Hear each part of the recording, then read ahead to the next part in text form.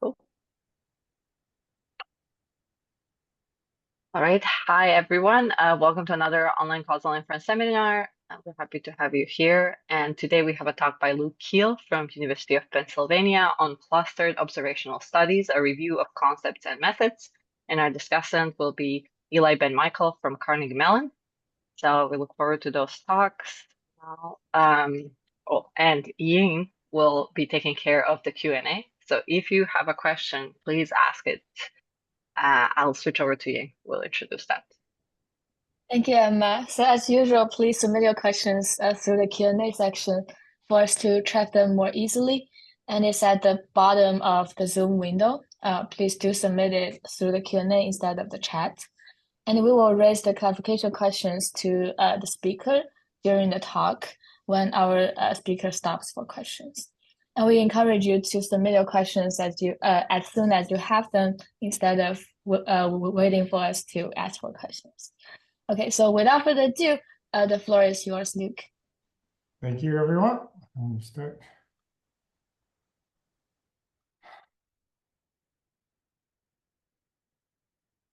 Okay.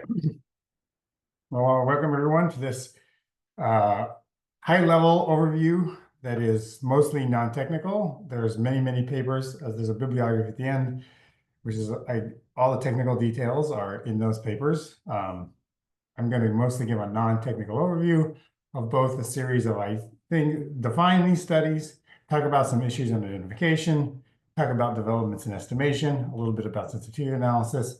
One of the main things I want to do is we've done a number of case studies along the way and illustrate each of the various aspects that arise in clustered observational studies with a series of the many empirical examples that we've worked through over the years. First, however, I should talk about my funders. This work has been generously funded by both Spencer and the Institute for Educational Sciences. On that second funder, may they rest in peace. They were significantly hit by Doge. But I should also shout out to my collaborators, particularly Lindsay Page, but there's been a large number of people who've collaborated with me over the years on this topic, and none of this work would have been possible without them as well. So I want to just start out with the idea of a clustered observational study, what it is, and then talk about how the concept of multi-level data, which is very common, is ambiguous with respect to, I think, studies in terms of causal inference. So what is a clustered observational study?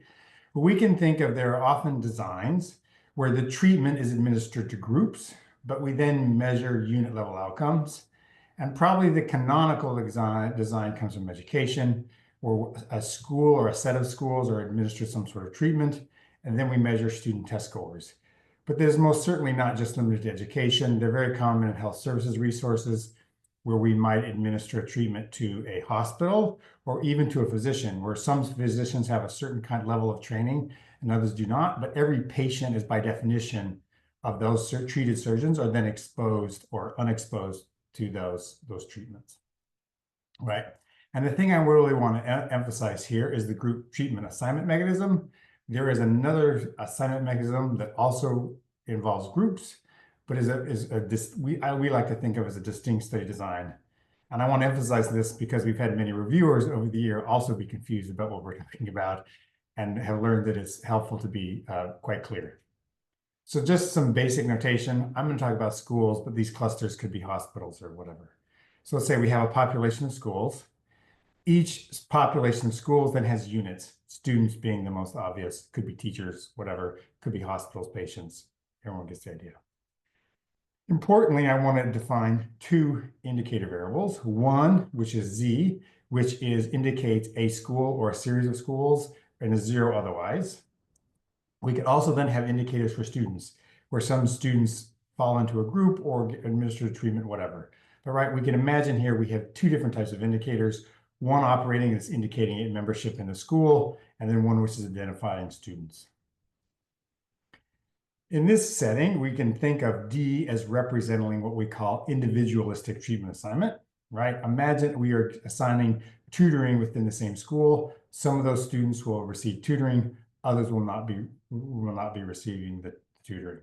You can think of a number of different student level interventions that could happen within these schools. This we like to think of as a standard observational study, but there is assignment within schools, and there may or may be some dependency on the assignment to students within schools or not. That is a different study design. I can talk a little bit about that. Sometimes you include school level covariates or school fixed effects to measure capture what they call unmeasured context. However, we can also imagine a grouped treatment assignment where, by definition, a school is getting, well, school Z represents now group treatment assignment, and now we're going to assign some schools will receive tutoring and other schools will not. Right? This is often done for reasons of interference. That is, if you're worried about spillovers within schools, if you do a group level treatment assignment, you don't have to worry about that group level. That sort of spillovers typically are going to be much less likely across schools than within students within a school. That's often a justification for this type of group treatment assignment. And in many times, it just happens naturally. For example, in hospitals, I'm going to talk about something called magnet nursing certification, where certain hospitals have certain higher levels of nursing quality than other hospitals, right? In this setting, we can think of all students in the school are exposed.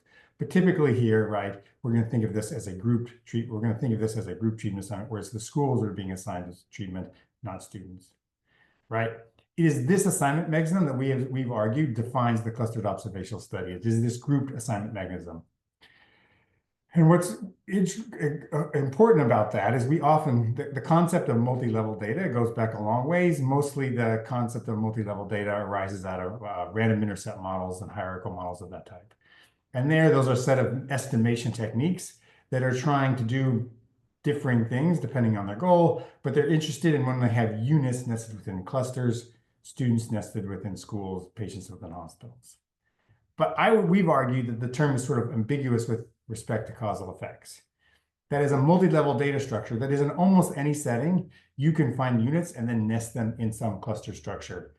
In the United States, people can be nested in counties, states, countries, right? The nesting structure itself is pretty ambiguous. The fact that data are nested is in some ways irrelevant to what the treatment assignment mechanism is, right?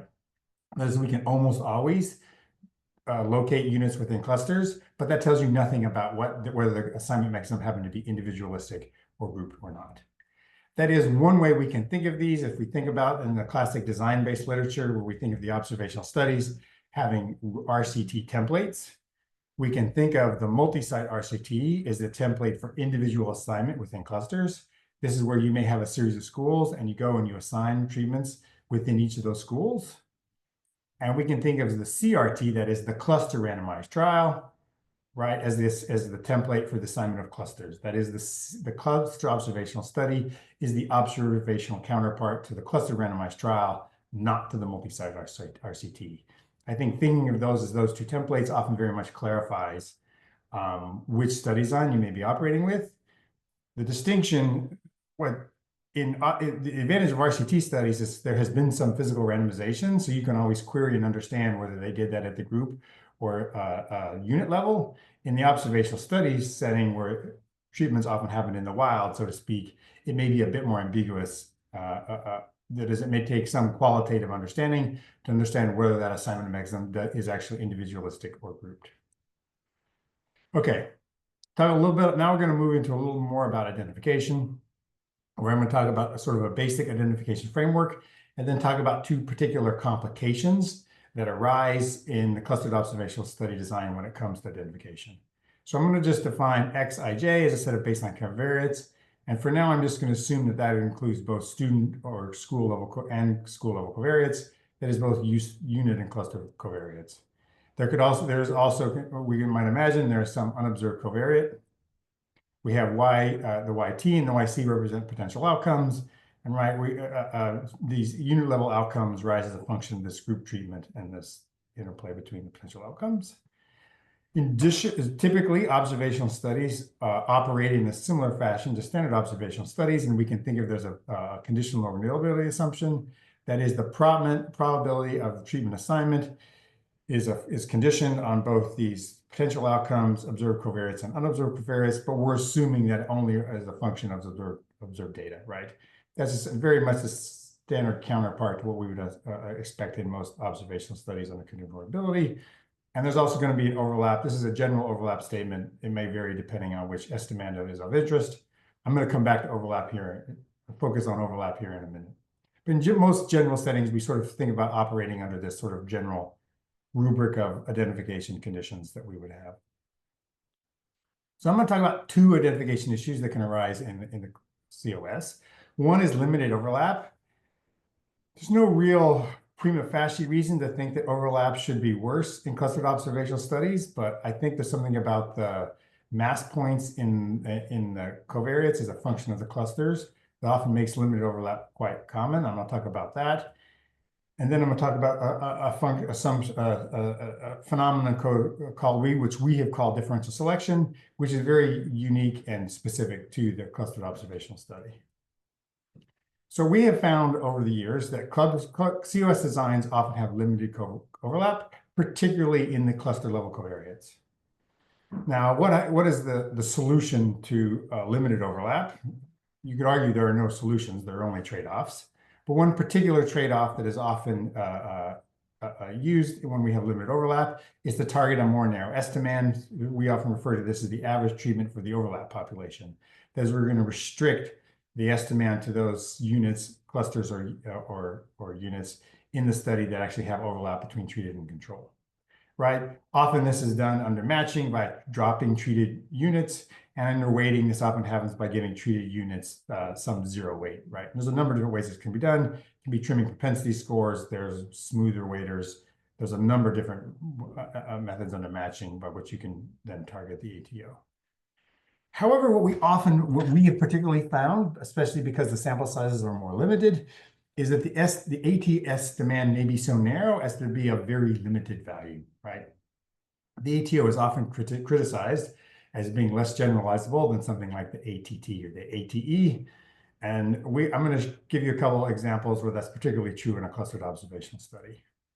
So one classic example of a clustered observational study is Catholic versus public schools. Do Catholic schools have superior academic outcomes to public schools, right?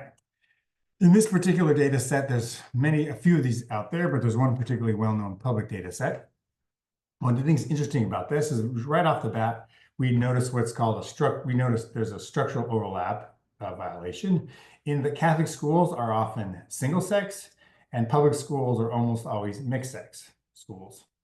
In this particular data set, what's quite interesting is if you look at the means of those two distributions, they're almost identical. But if you look at the overall distribution, there's clearly Catholic schools that are all girls, all boys, and all the public schools have some mix of boys and girls.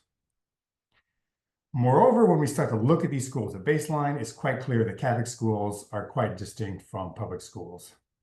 In particular, this analysis in this particular data set, we start out with 64 Catholic schools. There's several hundred public schools. After we remove the single-sex schools, we're down to 32 Catholic schools. And if you do either a matching or a weighting analysis, what you end up with, by the time the balance is good enough, is you have an effective sample size of about 12 Catholic schools. And I think this is the sort of thing where the ATO is worth targeting in many cases, but can you really call this the Catholic school effect? Is the Catholic school effect here, what I would argue we've managed to achieve is the Catholic school effect for Catholic schools that look like public schools. But given how many Catholic schools we discarded, I think anyone would be hard-pressed to call this the Catholic school effect. In particular, you can see here, this is a balance table. These are standardized differences in means. You can see in particular, even in raw data, these are well over 1.5 standard deviations for these two. Matching struggles a bit, but if we target the ATO weights, we can find very similar schools. This plot, we think this plot is kind of useful to give you some sense of the counterfactual that you're actually targeting. So take this disciplinary climate scale here. This is the Catholic school mean unweighted. This is where Catholic schools are. It's a scale score, that's why it's positive and negative. But Catholic schools are far here over to the left. This is the unweighted public school mean. If we were targeting the ATT, we would be trying to move this dot all the way over to this dot, right? But there's just not enough support in the data for that to happen. If we downweight some of the Catholic schools, essentially discard those Catholic schools, you can see to get overlap, to get balance, right, we had to imagine some counterfactual world, discard enough Catholic schools where we can actually get the balance to be particularly good. But again, I think it's worth, given the amount of limited overlap, we often end up with estimands that are close to, I think, meaningless. Let's talk to another, and this is in there, you might think, well, you have a pretty small sample size. You only started with 32 Catholic schools. Maybe it's just one particular example. So in health services research, there's a lot of interest in what are called magnet hospitals. Those are hospitals that have gone through a rigorous certification process to prove that they have higher quality nursing care. And there's a question of whether does this improve patient outcomes. This is by definition, hospitals do this as a hospital level treatment. Every patient who goes to a magnet hospital gets magnet level, this higher quality nursing care. So in this, we use state claims data from Pennsylvania and Florida. Here we have 38, there are 38 magnet hospitals across these two states and 368 non-magnet hospitals. In most general settings, I would think that I could probably find 38 decent controls to compare to these 38 magnet hospitals. And we have over about 2.5 million patients here. Here we're looking just at restricted emergency general surgery patients. That's a very broad class of surgeries that most people go through. This is like gallbladders and appendicitis and that sort of thing. For patients, we have demographics, comorbidities, the different types of emergency general seizure procedures, and a number of other things. And then for hospital, we have a smaller set of hospital level covariates that include volume, but also whether their trauma status and the percentage of emergency cases in Medicaid. So here we look at the ATT weights. You can see in particular in some things we do just fine in terms of the percentage of Medicaid patients, right? Our unweighted difference in means is over here, but we clearly balance those quite well. But in particular, you notice the number of patients. Even after weighting, those standardized differences remain quite large. In this case, if I do target the ATO, if I essentially discard the largest magnet hospitals, I'm now able to pretty much balance all these covariates. In particular, if you think of the overall amount of bias reduction and balance reduction under the ATT weights, it's 41%, and it's 84% with the ATO weights. However, again, we now have a much more limited that we've had to discard a fairly large fraction of the largest magnet hospitals. By definition, clearly magnet hospitals are larger volume research centers, which is that sort of treatment is going to be correlated with a number of aspects of those hospitals. And by definition, right, we're having to restrict ourselves to a very limited overlap, limited estimand, given the lack of overlap, even in the setting where the data would seem to be sufficient enough to find good counterfactuals. Okay, so limited overlap is one particular area that pops up frequently that we also have. Another one is differential selection. It's a bit trickier because it's clearly something we can imagine happening in many scenarios, but it's going to be much harder to actually identify whether it occurs or not. So we use the phrase differential selection to describe the situation where the units react to the fact that they know the clusters are being treated. So in an education example, we can imagine if some set of schools become magnet schools or types of charter schools, you could imagine certain types of families moving to those catchment areas to then attend those particular schools. Or the magnet hospital, if it's well known that certain hospitals are magnet hospitals that have this magnet certification, you can imagine triage systems or sicker patients may then be steered to those particular types of hospitals. That is, the thing that we're worried about is differences in outcomes are not simply a function of the treatment, but the fact that the units within the clusters have changed as a function of treatment assignment. So in one paper where we explored this issue in particular, we came up with this concept of assignment models in COS. And we can think of that as essentially a two-stage process. So under this first assignment model, these little circles represent the units, and the larger rectangles represent clusters. So under a stage one, what we call the assignment model one, in this sense, the units are then assigned to the clusters. And then subsequent after that, right, this dashed line now represents that this is a treated cluster and this is an untreated cluster. So in this sense, right, there's no sense of reactivity or differential selection because once the units go into the cluster, there's nothing that they can do about the fact that they're not treated. However, we can think about the opposite instance, where in this case, clusters are selected for treatment. So treatment assignment happens actually in the first stage of the assignment model. In the second stage of the assignment model, the units are then assigned to the clusters. in this instance, right, we're going to talk about there's essentially two different scenarios here. Here it may be the case that the units are aware of this treatment status and then assign themselves accordingly. So I'm going to introduce some slightly new notation because the identification results are going to depend quite closely on this. So we can think of essentially three classes of covariates: the actual unit level covariates. We can think of aggregates of those unit level covariates. And then we can think of those cluster level covariates that are, strictly speaking, true cluster level covariates. They're not aggregates. So we can then think of three different adjustment sets. You might adjust for the cluster level covariates, the clusters, and the cluster averages, or all three, the unit level covariates as well. So what we call assignment model 1, this is that left-hand side of that diagram. In this case, right, the units are assigned to the clusters, and there's no way for them to react that particular treatment assignment later. In this case, in this particular paper, we showed that our standard ideas of conditional ignorability will hold when we adjust for both WJ and then the aggregates. In particular, that in this case, we show you don't have to adjust for these unit level covariates. I'm not going to spend too much detail, but we articulate this particular assignment mechanism, this particular DAG that captures, right, that is, in this case, conditional ignorability is going to hold in this case when we condition on these two sets of covariates, that is those that have the squares around them. That's enough in this setting to identify causal effects in that conditional ignorability framework. So under assignment model 2, we think of there being two different scenarios, right? The general scenario is that the cluster pairing has happened after treatments have been assigned. And in the case we can think of that treatment assignment, the pairing, that is the assignment of units to clusters, as either blinded or unblinded. When it's unblinded, right, the pairing may affect the treatment. That is, in this case, the units are aware of the trust treatment assignment and may move in that direction.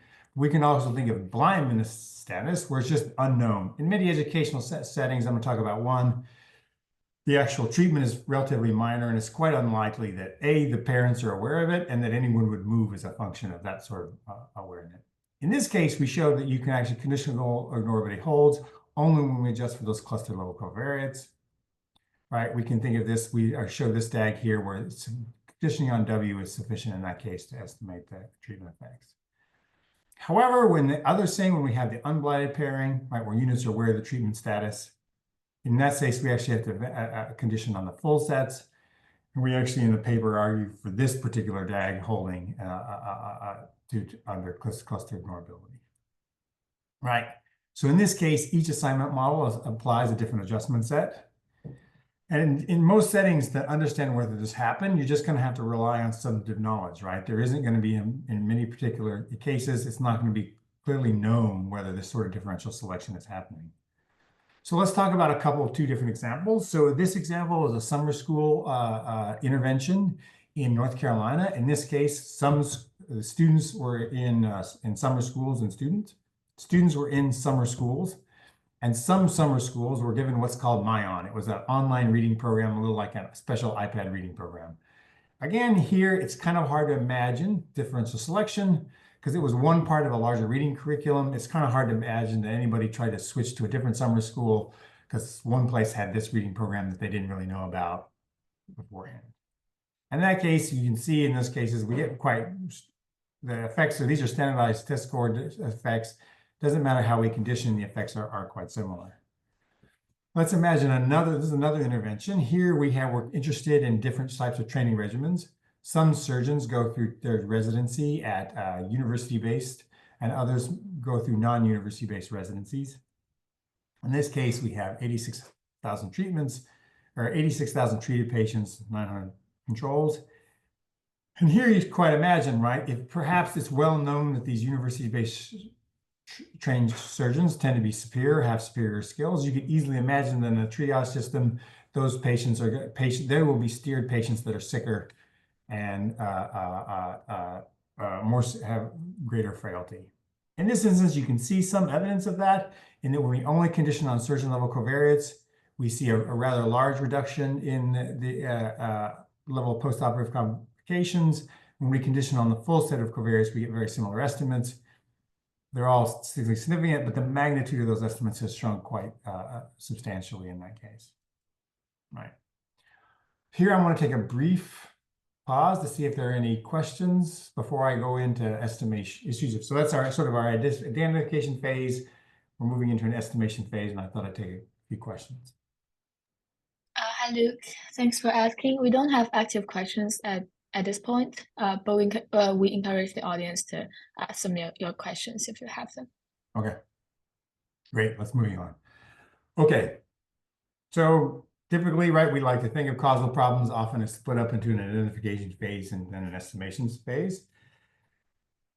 Once you've got these different identification strategies sorted out, right, essentially the primary difference may be you may be conditioning on different adjustment sets, but you now have a adjustment set and you want to then control for those covariates, right? And we've done the other part of our work had been sort of tailoring adjustment strategies to this particular COS setting. The oldest option and widely used option is multi-level regression, has often been employed, but I think we spent a lot of time critiquing multi-level regression, but you can show that it's a more general purpose tool that has many of the pathologies you would expect in regression and a few extras sometimes because of random effects. We have worked on two particular methods. One is a form of what we call multi-level matching, which is designed to the COS context. And we've since outlined a balancing weights framework that we think works a bit better. So I'll spend less time on the matching and more on the balancing weights, but I want to talk a little bit about this matching method we came up with. So one of the things that's of interest here is we have both these units and these student and school level covariates, and we want to think about how to incorporate both of those into the design. Under matching, we actually have this concept, this idea, where we actually first did for each treated school, we matched it to all possible control schools. And then we scored this match for how well the balance was, and then the size of how well it maximized the size of the match of the match samples. We then repeated that for all treated and control combinations. That was unfortunately that does make this a fairly computationally a somewhat onerous process. And then we build a new distance matrix for the school match step that includes these scores along with our other school level covariates. So it was this step 3 that was particularly time consuming depending on the size of the data set. Step 4 is essentially, so we did a bunch of matches, smaller matches to build up to a much larger cluster level match. And we would then use this distance matrix to match the schools. And then you could then use these earlier matches to match the students, depending on whether you thought it was necessary to control for student level covariates or not. So one of the things this did, and there's a couple different iterations of this, it allows us we built it so you could prioritize balance on selected covariates, particularly in education settings, past test scores. In every education setting, past test scores are almost always the strongest predictor of future test scores. So we often want to prioritize a covariate such as past test performance relative to something like size of the schools, which is typically much less correlated with outcomes.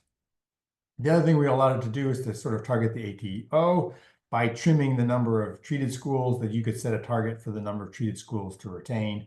So it could iteratively work. If you used all the treated schools and the balance was still quite bad, you could start trimming treated schools to get a sense of, to work down to a subset of treated schools that had the best balance.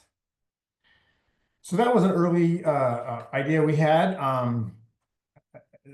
Some people may or may not know in the weighting literature, right? There's long been the classic inverse propensity score weighting, which is typically done via some sort of logistic regression. There has, over the last, I would say, 5 to 8 years, been a large flurry of research on alternatives to that using a logistic regression, sometimes called balancing weights, sometimes approximate balancing weights, depending on whether they're exactly or approximately targeting exact balance. But most of that work, in general, there's been a lot of work showing that tends to work better than IP weights that are done via logistic regression. Under the general, there are a couple different ways you can set up this problem, but in general, what we can think of in this setting is we have a set of, we can think of these as a set of weights, and we're going to estimate those weights as a function of an objective function that's going to minimize the imbalance. We're going to directly target the balance, but there's also a penalty term. There's a couple of different ways as you can penalize the weights, but often we penalize the variance of those weights. The idea here is we want good balance, but not at the expense of unstable weights. That is, a few set of weights that are quite large. And then this lambda term here acts as a hyperparameter, which controls the trade-off between the two. If you set this to 0, then you're back in a world where you only prioritize balance, versus if you let this be non-zero, there's some constraint on those, how well you balance as a function of the weighted variance. So essentially what we did in this setting is we took this general weighting framework and took it to the clustered observational setting. And in particular, a few different things that we looked at. One, we allowed it to balance either unit or cluster level covariates or unit cluster interactions. It's designed that you can specify balance across all three of these different covariate sets. The other thing that actually is quite different here is in how we specified the variance of the weights. And here we thought of the weights as a weighted, as a random effects model. That is, you can think of the weights as having both a unit and a cluster level component, right? And that is, the school may contribute something to the unit level variances. So in this, it made the objective functions considerably more complex in the sense that this weight variance here is more complex in that it's a random effects model that has both this like student and school component. In addition, we ended up with two. The model actually has two hyperparameters. There's one we can think of as a more general term, which does control the bias variance trade-off. But there's also in the thing we can use one of those is based on the interclass correlation, and that accounts for how similar, how strongly correlated units are within clusters. Oftentimes we find in settings that that when units are within clusters, there's some cluster level component to the outcomes. That is, they may be highly or less highly correlated. And ICC of 1 means that every unit has the exact same outcome. ICC of 0 means that there's no clustering correlation within outcomes. And we built that into the model as well. We also wrote down two different objective functions. One which targets the ATT and one which targets the ATO. If you are doing a weighted analysis, there's a couple different ways you can then do the treatment effect estimation. You can do what often is referred to as a marginal structural model, where you rest Y on Z using the weights. We also outline essentially an AIPW style estimator that can include covariate information in the outcomes as well. So here we've done a number of different studies comparing this to a few different things, but one in particular we compared sort of, if you have this multi-level matching and the weighting is one to be preferred over the other. So we actually simulated from that Mellon data. Recall that's that summer school intervention that some schools got a reading intervention and some schools didn't. In this particular intervention, the school level covariates were linked to both treatment and outcomes. That is, the propensity score was a function of the treatment of the school covariates, but also the link to the outcomes. But the student level covariates were only outcomes were only a function or only linked to the outcome themselves. In this case, we compared weighting to matching, and we varied the overlap between the treat and the control schools. I think the outcomes are actually rather instructive. You can imagine here, so this red line is actually what happens if you don't do any adjustment in this particular data set. And you can see here 0 is an unbiased treatment effect estimate. You can see as the overlap varies, the amount of bias. This is standardized bias, varies quite a bit. You can't quite tell it. The subset weighting is actually perfect because it can exactly balance in this setting. So it's exactly centered at 0 along these lines. The regular weighting, the ATT weights are also quite close to 0. Matching does struggle a little bit. These dashed lines represent the expected variation as a function of the simulation variation. And you can see that there is slightly larger in this one setting, but in general, across these three settings, all three methods perform quite well once the overlap is sufficient. So that would seem to suggest in terms of bias reduction, there's not much gains to be made across the two methods. That is not, however, the complete story. What is particularly interesting here is in terms of one of the things that essentially, I think this is from poking around, it's the function of the way that this trims schools, trims entire amounts of whole schools. But in this, you can say, if we're looking at the root mean squared error, you can see this is the overall estimate. While the bias is quite low across all these settings, the variance, that is the effective sample sizes under matching, just tend to be quite a bit lower. They're quite close under these two methods. So we can see, while it is the case that in terms of bias reduction, both methods perform quite well. In terms of smaller standard errors and using more amounts of larger effective sample sizes, the weighting does tend to do quite a bit better. It is also the case that, as I said, that computational step to match the students is quite lengthy. And in some settings, I'll show you a couple different settings here. In one of those settings, essentially the matching took many days that we just gave up versus the weighting can be done in a few minutes. So if you look, for example, if we go back to the real Mellon data to give you some sense of looking at a balance, as I talked about, I'll show you a little comparison here. Again, we tried this with a large data set like the magnet hospitals, and it's just too computationally infeasible with that many patients. I thought we could write a version of it that would run in some sense, but on a standard desktop, as it's currently configured, it didn't work. Versus the balancing weights have some clear advantages in terms of the way the optimization is done. So in this is that Mellon data set you can see here. These are still relatively small differences.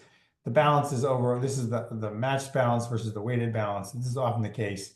It's often quite acceptable. The matching is doing as well within tolerance of 0.1 standard deviation, which is a common benchmark in terms of having acceptable balance. But the weighting is often doing quite a bit better. So our most recent work, we have focused on sensitivity analysis. It's well understood in many settings that under conditional ignorability, we do not know if there is an unobserved confounder, and we would like to query the data to get some sense of whether our results would be quite different under small levels of confounding. That is, or ideally, we would be in a world where we take a considerable amount of unobserved confounding to change our conclusions. So in this paper, for those of you who are well versed in sensitivity analysis methods, there are essentially two different, there are two common models of sensitivity analysis. These are not the only two. These are just two common ones. The literature has gotten diverse enough that you have to be very careful about saying anything very general. The marginal model is more closer to is quite close to the standard Rosenbaum model sensitivity analysis. It tends to be it's sharp in most settings. It's not in our setting. It gives you sharp bounds on your treatment effect estimate, but it also tends to be quite conservative. So there's also then these alternative variance-based methods. They don't give you sharp bounds, but they do tend to be quite a bit less conservative, and they give you much narrower sets of bounds. So in this particular paper, we developed sensitivity analysis methods along both these two different models. But we also do there's some interesting bias decomposition results in that paper. In particular, we found that in general, under fairly general conditions, if there's residual bias in the cluster level covariates, that can amplify bias from unit level imbalances. That is, we found in general, it tends to be important to make sure you have good cluster level balance, because if there is imbalances in the patient level covariates, for example, that bias can actually be amplified by remaining imbalances in the cluster level covariates. So in that magnet level hospital example, you may recall, most of the imbalances under the ATT weights were in those cluster level covariances or cluster level covariates. This result would make you concerned about that, because if there are imbalances in the patient level covariates, it could actually exacerbate that bias. So in this is sort of the sort of outcome of what you get under this sensitivity analysis, style sensitivity analysis. Under the marginal structure of sensitivity model, right? If we assume there's no unobserved confounding, this sensitivity parameter is 1, and we're interested in like at what level of unobserved confounding, like how large can we make this? How much larger above 1 can we make the bounds before it includes 0? In this setting, we can see we have two outcomes, adverse events and failure to rescue. For this particular outcome, right, this is only a 6 or a 4% unobserved confounder that changed the odds of treatment assignment by very small amounts, results in sensitivity bounds that include 0. Under the variance-based model, that the sensitivity parameter goes from 0 to 1. It's more like an R, we think of it as an R squared. In those settings, both of these are quite low R squared values. This other outcome, the failure to rescue outcome, is quite a bit more robust. Here we get sensitivity parameters up closer to 2, and then closer to 40% and 30%. So in these settings, right, we feel much more comfortable about the robustness of the results for the failure to rescue outcome versus the adverse event outcome across both different estimands. Okay, so this has been a overall general drive-by view of the clustered observational study design. It has, I think, both very specific identification and estimation issues that we've tried to illuminate over the years and develop a set of credible tools for investigators out there. Much work has been done. We have more to do, but I think we're at a point where I can say that we have a pretty complete toolkit such that applied analysts can sort of do a soup to nuts observational study on a clustered observational study design with no real gaps anywhere in the methods that need to be done. I've also, you can see, we'll spend a little about, these are the papers over the years that we've worked on, most of which are published. One is still is under review, but by and large, these are the work we've done on that out there. That puts me slightly under time. Yeah, perfect. Thank you, Luke. So we actually currently still don't have active questions, but if anyone in the audience would like to, oh, there's one that just appeared. Usually this is how this works. All right, so this is from Anonymous. Please disregard this if it is outside scope, but I'd be interested to hear about how you recommend approaching clustering your SEs. Particularly the appropriate level when there are multiple levels of data. Thank you. So this is, there is a very nice paper. I think the definitive, people get very confused about this. I think the definitive answer is actually not in our paper because it depends. This issue arises both in the multi-site RCT style template and also in the clustered observational template.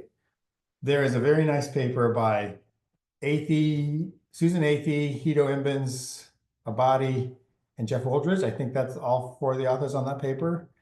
Their recommendation is that you would, and this is actually true in both the RCT and the observational study setting, is to cluster your standard errors at the level at which treatment has been assigned. So in our setting, and this would be the case also in an RCT, if you have an RCT and you have assigned at the unit level, then there's no clustering needed. If you assign at the group level and a clustered CRT, then you cluster at the group at the level so if it's the treatments, because this is the thing, is there's an infinite number of clusters in which you can, not infinite, but a large number of levels at which you can locate the data. So if assignment has happened at the school level, then you don't need a cluster for county level covariates if you have schools within counties. That's their argument. That I've read that article. I agree with it. We haven't done a lot of work beyond that, but I think their advice, the arguments they make there, I think make sense. That you always cluster at the level at which treatment has been assigned, and that's true in both the observational and the RCT setting. I'm sure there's probably a few exceptions to that rule somewhere, but that's the general advice that's out there. Great, thank you so much, Luke. All right, then since we don't have open questions, let's move on to Eli's discussion, and perhaps we'll have some time to chat after that. Luke, if you can, yeah, excellent, thank you. All right, great. Okay, this is showing up, yeah. Yes, I'm seeing thumbs up. Yes. Okay, great. Yeah. All right, great. So let me just make sure I know what time it is. All right.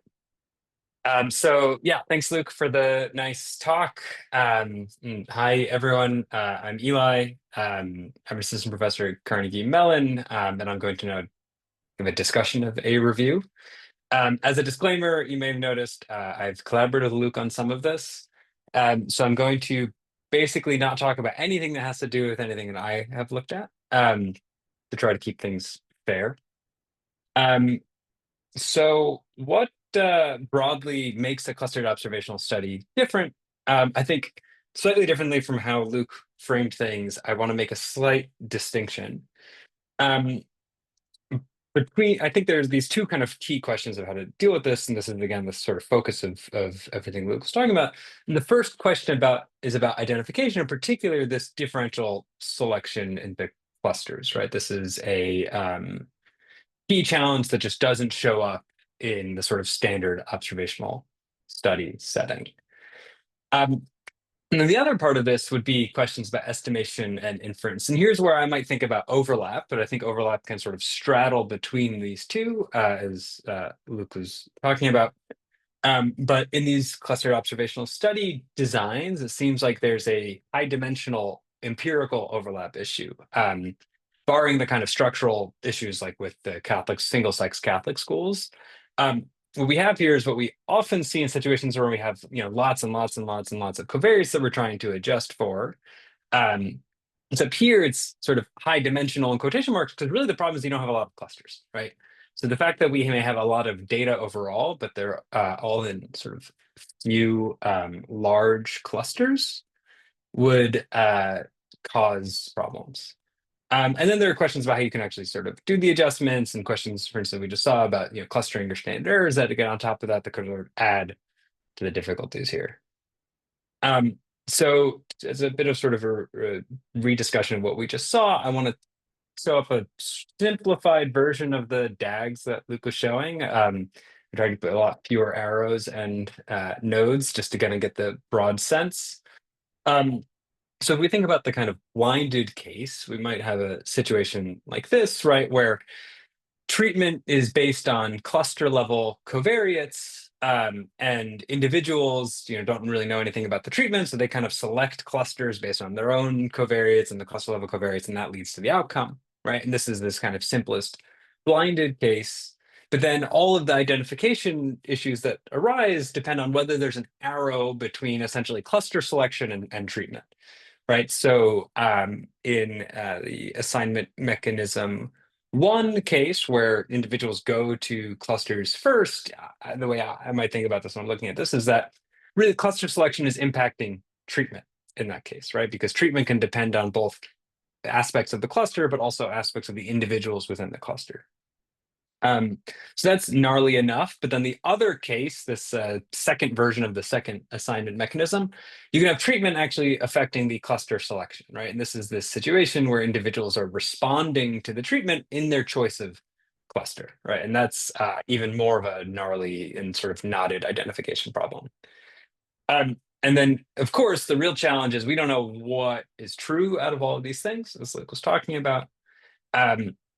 But luckily, and what I really like about this identification analysis is that it does give you a sense of what you should do, which is, maybe just take the broadest view of this, right? So the kind of identification analysis tells us that, either we want to adjust for just the cluster level covariates alone, or the cluster level covariates and aggregates of those individual level covariates, or the cluster level covariates and the individual level covariates and aggregates of them. And this gives us a nice nesting structure, I think, which is that if you do this broadest adjustment set, then in some ways it seems to me, and this could be a question for Luke, is it seems to me like that's what you're sort of safest doing, right? So when in doubt, just condition on more stuff. Although I can imagine situations where that can cause problems. Once you've done that, I think estimation and inference are sort of easy in some sense, because we're kind of now back in a standard setting, which is, okay, if we want to do some kind of adjusted estimator, right, adjusting for some covariates, we can use matching. Oh, you have to be very careful about how you do that matching, or weighting. You have to be careful about the weighting, or regression. You have to be careful about the regression, but you can also use double robust approaches and combine all these things. Where I think the idea is, you have to think carefully about how to do the estimation, but I think it's not as sort of knotted and difficult as the identification itself. But again, I think here the biggest challenge is this overlap problem, especially when you have sort of few large clusters. I actually was making up these slides, and Copilot was giving me, tab completions. So I read, few large clusters is, and Copilot's suggestion was a nightmare. So it actually is a nightmare. It can be really, really challenging when you have just a few large clusters, as Luke, I think, really nicely pointed out. And I think also this stuff has other kind of implications for asymptotics, right? About sort of the number of clusters versus the number of individuals and how those things are growing. And that's somewhat separated from overlap, but not exactly. Okay. So in the time I have left here, I actually want to kind of bump up the discussion a little bit and argue that these clustered observational study designs are actually all over the place and really serve as a workhorse of modern kind of applied causal inference, in particular through the use of panel data methods like difference and differences and synthetic controls and things like that. So I work on policy analysis or program evaluation. And when we have panel data or we have repeated measurements over time, usually we have some kind of situation like we have 50 states and some combination of those states change their laws at some point, right? And we want to use pre-policy change data to try to do some adjustments, and then we can look at post-policy change data to try to estimate effects. And in that setting, we always have this kind of clustered observational study design because states are a cluster. And as Luke was mentioning, right, there's always something below it, right? So Luke was saying there's always something above it, but we can flip that. So for instance, we often have data at the city or county level, right? Even though treatment policy changes happen at the state level. This happens sort of more broadly. You can think about things like jurisdiction level policy changes, maybe again at the state, but we could have data on individuals, right? So you can see how individual behavior is changing, even the state or city law is changing. And then also you have situations where you could have changing compositions over time, which gets into this differential selection. And I think from the kind of, if I can make a broad statement, from the kind of panel data literature, this problem has been more or less not ignored, but sort of sidestepped. I think the idea is like, well, okay, make sure to cluster your standard errors at the correct level, right at the level of treatment, but then otherwise the kind of individual aspect of the data sort of gets washed away and everyone just sort of aggregates up to the level of policy change.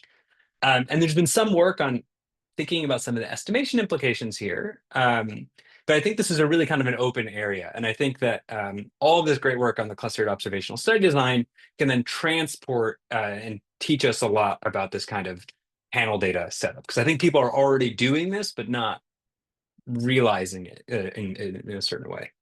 So to get at some of those maybe specific things that could be happening, even in the simplest setting, I'm just going to have a bunch of questions. And I don't know that there are ever going to be answers, but hopefully one day. So if we think about like a state level analysis, right, it's not even clear cut what to do in that case. So for instance, if we have states and we have counties within states, and then we have individuals who live in counties, we could have some pre-period where we get to observe everything. And then we have a post-period where some states change their policy, right? And then we can think about measuring effects. So in some ways, we might be in the kind of like blinded case where, absent some sort of major policy change, counties aren't changing what states they're in. But if we look at it sort of at the next level, at the level of individuals, right, that can move all around, right? People might change states based on changes in state level policy, right? We see this all the time. So I think this leads to all sorts of interesting identification questions that I think this work on clustered observational study designs can help with. For instance, connecting this to questions about interference and spillover as individuals move across states. And also, in particular, thinking about if we have pre and post data, and we can observe how individuals match to clusters before and after a treatment, how can that help us with identification? And conversely, can we use sort of difference in difference methods or proxy variable methods or factor model methods, et cetera, to do a different form of identification here beyond just the kind of like ignorability assumptions? Just to note here quickly, this overlap issues often come up in what I might think of as panel cluster observational studies, where you often end up in situations like this, where I just kind of pulled out a random example that I've looked at before, where you have empirical overlap issues where, for instance, if you look at outcome over time for some state, and then there's a policy change, and then we want to measure effects after that, oftentimes states that are changing policies are quite different from other states. So in this case, this is a situation where you have the state of West Virginia, and we're looking at violent crime, and it just has much lower violent crime than all the other states it could be compared to, even in the pre-intervention period. So this right here is an empirical overlap problem that is exactly like what's happening in the COS design. Now, in a lot of panel data settings, you sort of move around this because you really are saying that by the identification that there's something unmeasured, right? There's some kind of latent confounders that are lower dimensional, and we have overlap on those. And even though you may have empirical or actual overlap issues on the overall pretreatment outcomes, right, we actually have overlap on the lower dimensional thing. And I think here there can also be a sort of connection where if we have repeated measurements over time, maybe some of these overlap issues that show up in the COS design can be somewhat abated. So I'm going to end sort of summarizing this with a few just vague questions, and we'll see what Luke thinks about them. So the first question I have then is thinking about how can repeated measurements over time help with the identification analysis in the clustered observational study design. In particular, it does observing the matching of individuals to clusters in the pre-period and the post-period and how that changes. Can that help us with identification? You know, and there's been some work on sort of compositional differences over time for that. And then again, the flip is that are there other types of assumptions that are more analogous to these parallel trends or proxy variable type assumptions that can be used instead of ignorability, right? So that we can leverage repeated measurements over time to help us. And in particular, how does all that relate to all these questions about differential selection and at what level we should be thinking about including individual level information? And then lastly, I was thinking about these settings where you have a few large clusters, but I'm just curious if there are thoughts about situations where you actually do have many small clusters and you have repeated measurements over time so that some of these issues can go away. Okay, that is all I have, and I'll turn it back to Luke. Thanks, Yeah, Eli. those are very provocative questions. I think in particular, what's interesting about it, particularly say in an education setting, is once you've looked at some education data, you realize every school has what they call churn. People are just coming and going all the time. And how do you separate regular churn from differential selection? Same with states, like like the voter turnout stuff, like a state does a voter turnout thing. People are moving in and out of states all the time. They're probably not doing it because of voter ID, but maybe. In schools, it's hard, people are they move for lots of reasons. Is it because something in the school has changed? And I think that'd be very interesting is sort of thinking about when that identification now hinges on that churn, is there some sort of decomposition idea that it might give you some leverage? Or is it only something like if you go interview the principals and they tell you, yes, every mother who comes in and moves schools says it's because we did this. Right? I think those are really interesting sort of scenarios in terms of like, we're worried about that this churn is a function of the treatment status, but it's if in a world where it was difficult to move, it'd be easier to isolate that versus in settings where we know people are moving for lots of other reasons that are probably orthogonal to the treatment itself. But those are all very interesting questions and interesting avenues. We should probably we have 2 minutes left technically, so I don't want to dominate the time too much. All right. Well, thank you both. Look, there was just a short question on the Q&A. There was a paper you mentioned in your answering of the question you received at the end of the talk, and I think that's the paper that you mentioned. Someone linked it, but can we just confirm? It's yeah. Oh, Q&A. Sorry, I was looking in there. Yeah, sorry. It's called When Should You Adjust Standard Errors for Clustering, and it's Abadi Afi. Yeah, okay. Yeah. I assume, but yeah, thank you. Look, the NVER paper is actually, I think, slightly better. There's an NVER version, and then there's that QJE, I think. Yeah. The NVER version is a little longer, and I think has better examples, but that's great. Something. I appreciate answering, and thank you, Eli, for nice discussions. Seems like there's a lot more work to do here. Yeah. Very cool. Okay. So next week on May 27th, just to wrap up, we'll have a talk by Francesco Locatello from Institute of Science and Technology in Austria on representation learning for causal downstream tasks, treatment effect estimation in ecological trials, and our discussant will be Jason Hartford from University of Manchester and Valence Labs. So I look forward to seeing you all there, and just want to thank again Luke and Eli and Ying and Aditya for being here. Yeah, and thank you to the audience. That's it.